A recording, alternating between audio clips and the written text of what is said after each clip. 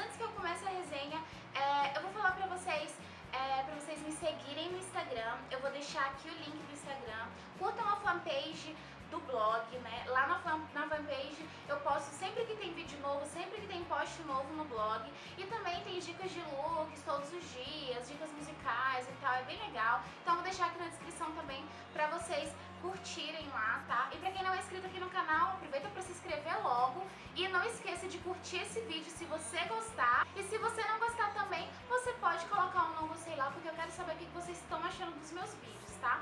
Bom, então é isso, vamos começar com uma resenha, né? 50 Tons de Cinza é o primeiro livro da escritora E.L.J., né? Ela era uma fã de Crepúsculo, então ela descobriu um site de fanfiction, né, do Crepúsculo. Pra quem não sabe, fanfiction são fãs de algum livro, HQ, anime, mangá, enfim, são fãs que escrevem contos ou romances inspirados na história que eles gostam, né, e eles divulgam na internet. Por isso, muitas vezes a gente acaba assimilando 50 Tons de Cinza com Crepúsculo. A gente pode até dizer que o Christian Grey é tipo a mesma personalidade de Edward Cullen, e a Anna, ela tem a mesma personalidade da Bella, né, que é aquela pessoa sonsa e tudo mais. Vocês vão entender mais quando eu prolongar a história. Então a autora começou a escrever a história inspirada em Crepúsculo, né, e a história é mais ou menos assim. Anastasia Steele é uma estudante de literatura e ela mora com uma amiga dela chamada Kate. Então a Kate estuda jornalismo e ela ia fazer uma entrevista com empresário super rico pro jornal da escola, e ela acabou ficando doente, não deu pra ir e pediu que a amiga dela fosse. E ela, como é muito boazinha, foi ajudar a amiga lá e fazer essa entrevista pra ela. Lá ela conheceu o Christian Grey, que é esse empresário super famoso com quem ela vai fazer a entrevista, né? Ela faz a entrevista dela lá com ele, toda retardadinha como ela é, né? Toda morta, sonsa e ingênua, né? E ele já mostrando aquela personalidade dele assim mais forte e tudo mais. Ela achou ele super atraente, né? Ela descreve ele como um cara super bonito, super interessante, além do fato dele ser muito novo pra estar no status que ele está, de ser um empresário super rico e tudo mais. Acaba criando na cabeça dela a ideologia de um cara super foda, e ela começa a pensar muito nele, né? Ela pensou muito no cara e tudo mais. E um segundo encontro que eles têm é quando eles vão fazer um ensaio fotográfico do Christian com o amigo dela, o José, que é apaixonado por ela, o que se assimila muito à história de Crepúsculo, né? Que na história aqui o José lembra muito o Jacob, então você sempre vai estar assimilando coisas dessa história com Crepúsculo pra quem leu.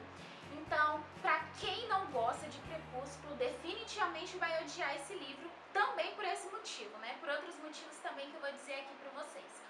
E a Anna acaba se interessando pelo Christian, e ele acaba dizendo pra ela se afastar dele, porque ele é perigoso, porque ele não é um homem pra ela.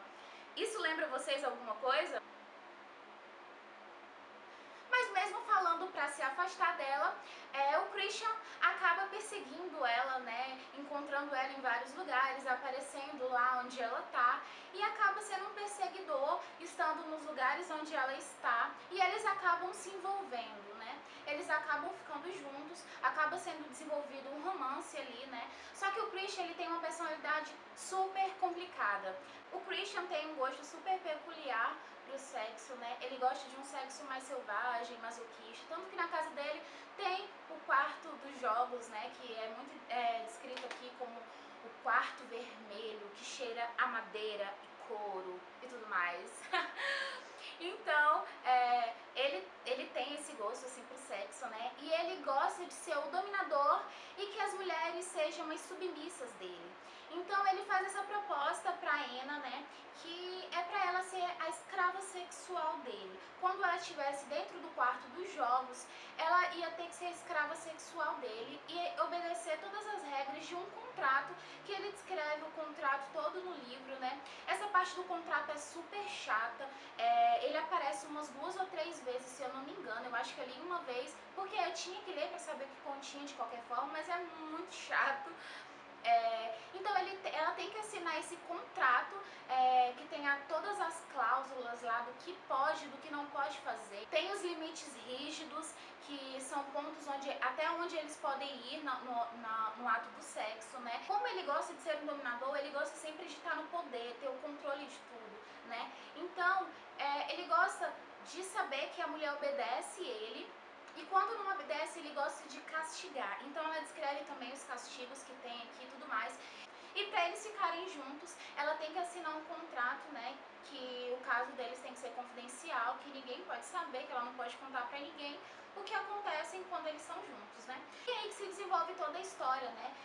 A Anna, ela não consegue ser uma submissa, então ela vive brigando com o próprio inconsciente dela, naquelas de... eu devo assinar o contrato, mas ele vai fazer isso e aquilo outro, eu não posso aceitar isso.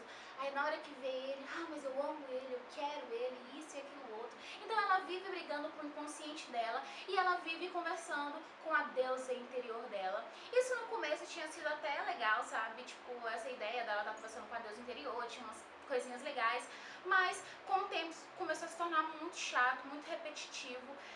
O livro em si, ele é muito repetitivo. Desde o primeiro capítulo eu já estava estressada, porque a autora tem um vocabulário muito chulo, então quem é muito crítico com isso, acho que não vai conseguir continuar a leitura. Eu tive muita dificuldade de conseguir, muitas vezes eu pensei em parar de ler o livro, né, mas eu acabei continuando lendo. E a autora, ela usa muito a palavra ruborizada, tanto que eu achei que o livro, em vez de ser chamado de 50 tons de cinza, deveria se chamar 50 tons de rubor, porque ela fala muito ruborizada. Eu perdi a conta de quantos ruborizada ela falou no livro. Fora ruborizada, ela falava rubor, avermelhada, rosada e tudo mais. Tudo voltado para a pessoa quando fica com vergonha, né, quando fica com rubor. Ela falou demais isso. Fora que ela repetia muito o tempo inteiro os olhos cinzentos. Ela descrevia sempre o Christian com os olhos cinzentos, então ela repetiu e repetiu e repetiu e repetiu e repetiu a ponto de se tornar insuportável. E também outra coisa que se tornou insuportável foi o fato da Anna morder o lábio inferior. Toda hora a Anna mordia o lábio inferior sem perceber, e era uma coisa que atiçava o Christian. Só que o problema é que toda página tinha isso, e isso é muito chato. O vocabulário dela é muito restrito. Ela falava muita coisa repetitiva, muita coisa, muita coisa, muita coisa, muita coisa. E outra coisa que me incomodou muito foi a descrição, né, dos atos sexuais. O livro tem o teor dele erótico, né? Só que o que me deixava muito irritada é porque o estilo de escrita erótico da autora é muito fraco, é muito vazio, né? Não dá muitos detalhes, não é aquela coisa interessante, instigante, sabe? São coisas muito rápidas. Quando começa a descrever os atos, né, as cenas sexuais que tem aqui, são muito rápidas e pouco descritivas e acabam se tornando muito repetitivas. Todas as cenas sexuais que tem no livro é como se fosse praticamente uma só, porque ela repete praticamente a mesma coisa. Então é muito chato, né? Irrita bastante por conta disso. E a autora falou que o estilo de escrita erótica dela era mais casual e que tinha muita gente que criticava, mas que tinha muita gente que gostava também. E ela não se importava para as pessoas que não gostassem desse estilo dela, porque era o estilo dela. E ela também falou que quando ela começou a escrever essa história, ela leu cerca de 5 contos eróticos, né, 5 histórias eróticas de sadomasoquismo, e era tudo muito novo pra ela, ela não conhecia esse mundo. Então ela ficou tipo muito interessada porque ela achou aquilo tudo muito quente e interessante. Isso explica o fator de que aqui tem pouco conteúdo erótico. Isso explica que a autora, ela não tem um vasto conhecimento sobre o erotismo, então ela não sabe falar sobre isso direito. Por isso às vezes é muito cansativo e muito chato. Que no decorrer do livro ela explora muito bem a personalidade do Christian, né, e explica o homem por trás daquilo tudo, né, o porquê dele agir do jeito que ele age, porque ele tem essa necessidade de poder e de controlar tudo. Mostra a personalidade dele, né, de um cara que sofreu bastante, né, que ele tem muitos traumas da infância dele, que ele teve uma vida muito fodida, como ele mesmo diz. Então eu achei legal falar essa parte assim, que a gente conhece um pouco mais do Christian. Eu achei o personagem da Anna insuportavelmente chato, assim como eu acho o personagem da Bella insuportavelmente chato.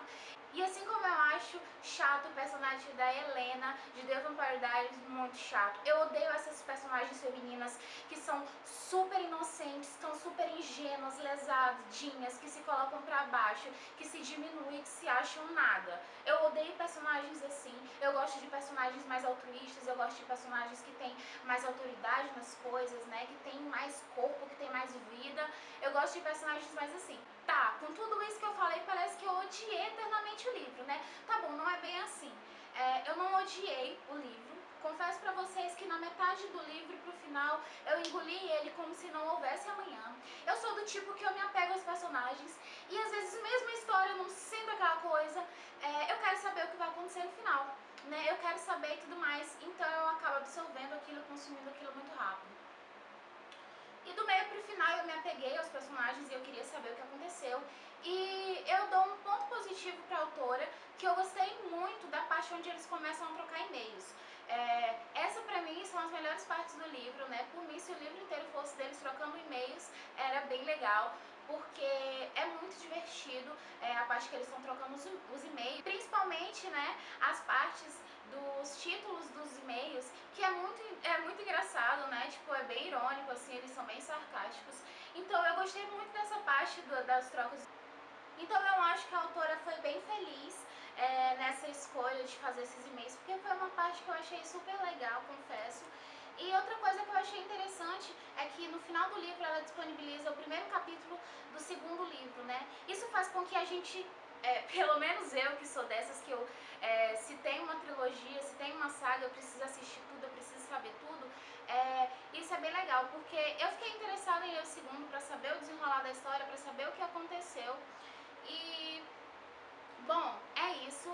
É mais ou menos isso que eu achei do livro. Ele tá longe de se encaixar nos meus livros favoritos, mas eu também não vou fazer toda a crítica do mundo em cima dele. Confesso que tem algumas partes que me incomodaram demais, como essas que eu citei aqui, mas também teve coisas na leitura que foram legais, que é uma leitura casual, que tu pode ler assim, né? Até porque ele é inspirado em Crepúsculo, me julguem, mas eu gostei muito de Crepúsculo. Eu li todos os livros, eu tenho todos eles, e eu gostei bastante. Eu acho que no final os livros acabaram ficando não tão bons assim, mas eu gostei, né? Então é isso, meus amores. Isso foi o que eu achei de 50 Tons de Cinza. Se vocês já leram, me conta o que vocês acharam. E se vocês não leram, me conta se vocês ficaram interessados ou não em ler depois dessa resenha, né? Então é isso, eu vou ficando por aqui e até o próximo vídeo. Beijinho, tchau!